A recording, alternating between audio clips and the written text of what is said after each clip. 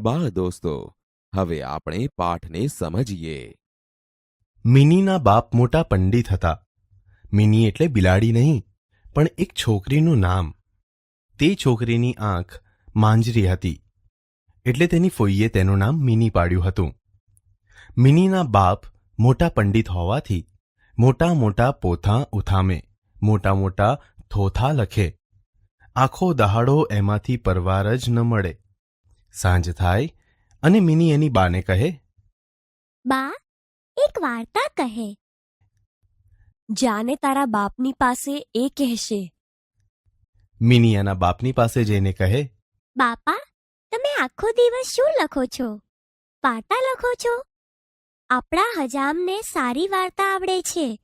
કહો ને બાપા, મને સુપડા જેવડા કાનવાળા રાજાની વાત. મિની, હું લખતો હોઉં ત્યારે મને સતાવવો નહીં. વારું ત્યારે. બાપા, કહો ની, સિંહ જબરો કે ઉંદર? તમે નહીં કહો તો હું તમને એક વાર્તા કહું. ભાઈ સાહેબ, મિની, તું ચૂપ નહીં રહે. ત્યારે તો સાચે જ બાપા. બા કહેતી હતી તે ખરું કે તમને ચોપડી લખતા આવડે છે, પણ વાર્તા કહેતા નથી આવડતી. ઓરડામાંથી મિનીની બા આ મજેદાર સંવાદ સાંભળતી હતી. તે હસતા હસતા કહે, લો, લેતા જાઓ. પંડિત કહેવાઓ છો, પણ તમારી કિંમત તમારી દીકરી આગળ કેટલી છે? બાપા, બાની કિંમત કેટલી? પેલો કાબુલી આવે છે તે કહે છે શાલ કી કિંમત 20 રૂપિયા, બાદામ કી કિંમત 1 રૂપિયા. એક દિવસ મિનીના બાપ પોથીમાંથી ડોકું કાઢી બારી આગળ જઈને જુએ છે. તો મિની પેલા કાબુલીના ખોળામાં બેઠી બેઠી તેની દાઢી ખેંચતી હતી અને બંને વાતો કરતા હતા. હે કાબુલી, તારી દાઢીના વાળ ધોળા અને મારા વાળ કાળા કેમ? मिनी मैं बुढ़ा हो गया और तुम बच्ची छे.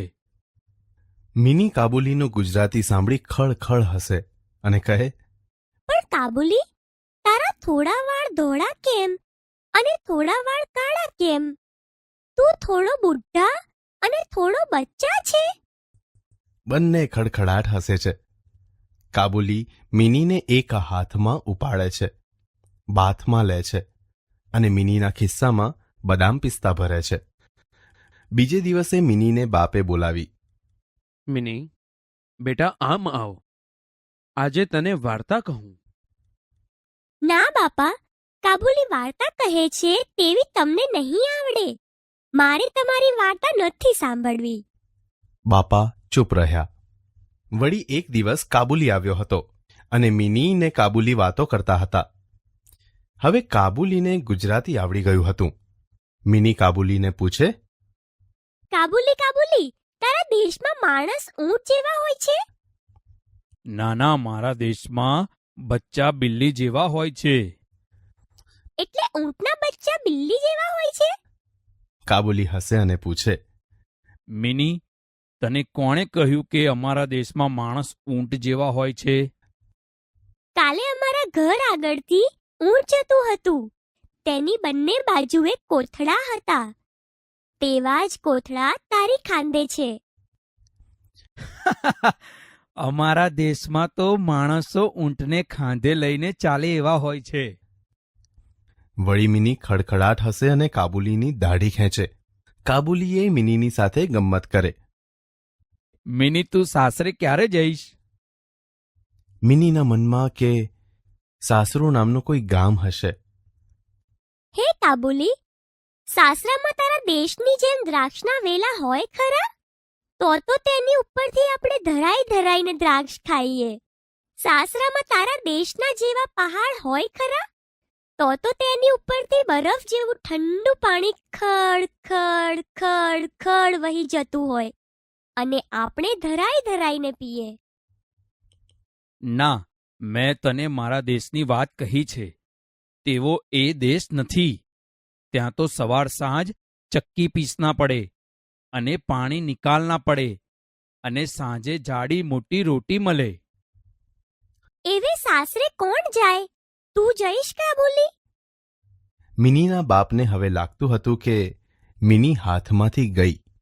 મિનીની માને લાગતું હતું કે આ કાબુલી એક દિવસ છોકરીને ઉપાડી જશે. પણ કાબુલીની સાથે છોકરીને ખૂબ ગમ્મત આવે. તે મા બાપ બંનેને ગમે એટલે કાબુલી આવે ત્યારે તેની ઉપર નજર રાખે, પણ તેને આવવાની ના કદી ન કહે. પણ મિનીને કાબુલી લઈ જાય તે પહેલા એક દિવસ તેના ઘર પાસેથી સિપાઈ કાબુલીને લઈ જતા હતા. મિનીએ તે જોઈને બૂમ પાડી. કાબુલી કાબુલી આવ આવ. કાબુલીએ હસીને હાથ ઊંચા કરી હથકડી બતાવી કહ્યું, ના મિની, હું તો સાસરે જાઉં છું. મિનીએ બાપાને પૂછ્યું, કાબુલીને સાસરે કેમ લઈ જાય છે? કાબુલીએ કોઈને છરી મારી એટલે સિપાઈ એને પકડી જાય છે. ના બાપા, કાબુલી કોઈને છરી મારે નહીં. સિપાઈ એને ક્યાં લઈ જશે? ત્યાં એને સિપાઈ છરી મારશે? ના, છરી નહીં મારે, પણ ઘંટીએ દળાવશે, પાણી કઢાવશે, ખૂબ કામ કરાવશે અને જાડી રોટલી ખાવા આપશે. હે બાપા, એવું તો સાસરામાં હોય છે એમ કાબુલી કહેતો હતો. એને સિપાઈ સાસરે લઈ ગયા? મિનીના બાપા અને મા ખડખડ હસ્યા. ના બહેન ના, એને કેદમાં લઈ ગયા, જેલમાં લઈ ગયા. એ વાતને 7 વરસ વહી ગયા. મિનીના લગ્ન લેવાયા હતા. આંગણામાં મોટો માંડવો બાંધ્યો હતો. ચોકમાં મોટા સાથિયા પુરાયા હતા. ગામડામાંથી સારા ઢોલિયો અને શરણાઈ વાદક આવ્યા હતા. તેઓ મધુરી શરણાઈ વગાડી રહ્યા હતા. મિની ઘર છોડીને સાસરે જવાની હતી એટલે તેના બાપના દિલમાં દુઃખ માતું ન હતું. તેવામાં મેલા ઘેલા કપડાવાળો ઊંચો પહાડ જેવો લાગતો પણ ગાલ ઉપર અને કપાળ પર કરચલી પડેલો એક માણસ દરવાજો ઉઘાડી અંદર આવ્યો. મિનીના બાપ એને તરત તો ન ઓળખી શક્યા, પણ જરા ધારીને જોતા જણાયું કે એ તો પેલો કાબુલી હતો. મિનીના બાપને થયું કે હવે મંગળ દહાડે આ ખૂણીનું મોં ક્યાંથી જોયું, પણ પેલાએ તો પૂછ્યું. મિની ક્યાં છે? મિનીના બાપે જટ જવાબ દીધો, મિની અહીં નથી, તમે બીજી કોઈ વાર આવજો. આ સાંભળી કાબુલીનું મોં પડી ગયું. ઉદાસ થઈને તે બહાર નીકળ્યો. મિનીના બાપને આગલા દિવસો યાદ આવ્યા. કાબુલીને પાછો બોલાવવાનું તેને મન થયું. ત્યાં તો કાબુલી જ પાછો આવ્યો. ખિસ્સામાંથી એક પડીકું કાઢ્યું.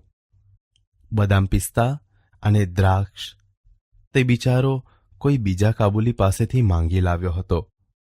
તેના મનમાં કે મિની તો 10 વર્ષ ઉપર હતી એવડી જ હશે.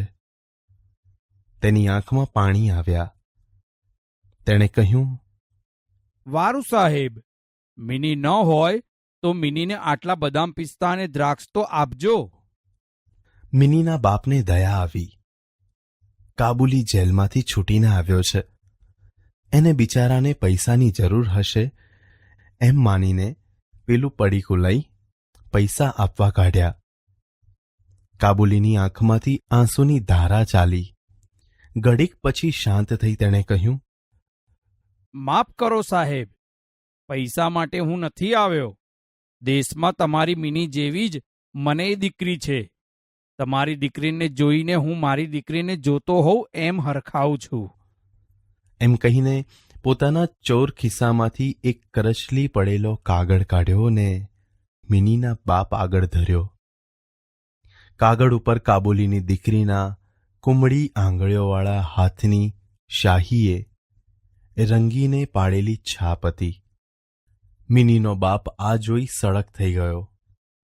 પોતે મોટો પંડિત હતો તે ભૂલી ગયો. મોટો પૈસાદાર મહેલમાં રહેનાર હતો તે ભૂલી ગયો અને તેના મનમાં થયું, આ એ મારા જેવો બાપ છે. તરત મિનીને એના બાપે બોલાવી. પીઠી ચોડેલી, ઘરેણાં પહેરેલી, મોટી ઊંચી થયેલી મિનીને કાબુલીની આગળ કેમ લવાય? ઘરમાંથી બૈરાઓએ ના પાડી. પણ એના બાપ એને ખેંચી લઈ આવ્યા. મિની ઓળખે છે તને કિસમિસ બદામ ખવડાવનાર કાબુલીને. કાબુલી કાકાને પગે લાગ અને તેમના આશીર્વાદ મેળવ. કાબુલી તો આટલી મોટી મિનીને જોઈને આભો જ બની ગયો. હવે તેને એકાએક યાદ આવ્યું કે પોતાની દીકરી પણ એટલી મોટી થઈ હશે. એના મનમાં અનેક લાગણી આવી અને ગઈ. જેમ તેમ શાંત થઈ બોલ્યો, મિની સાસરે જાય છે? બેટા સુખી થજે. મિની તો કશું બોલી જ શકી નહીં. દૂરથી પગે લાગીને ચાલી ગઈ.